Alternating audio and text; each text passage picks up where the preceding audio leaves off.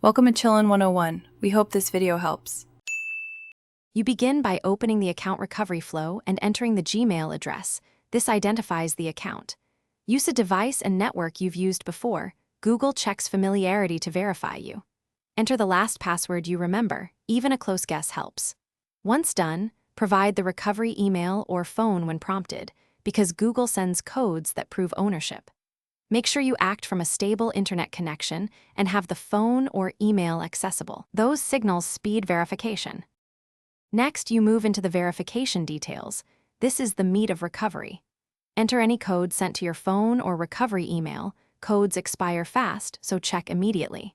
If asked, answer questions about account history, when you created it, labels or folders you used, and devices that accessed it. These details help automated checks. Also look for prompts on previously signed-in devices. Approving a device prompt is faster and more secure than SMS. Keep answers honest and precise to avoid lockouts. Finally, once verified, you choose a new password. Pick something unique and long, then save it in a password manager. This prevents future loss. After resetting, review and update recovery phone numbers and alternate emails so future recovery is smoother. Make sure two-step verification is enabled for extra security. If you can't verify now, follow the on-screen option to request a review and wait the 48 to 72 hours. If that fails, try again from a device or location you've used before. That often resolves verification issues. Thanks for watching. Consider subscribing if we helped you.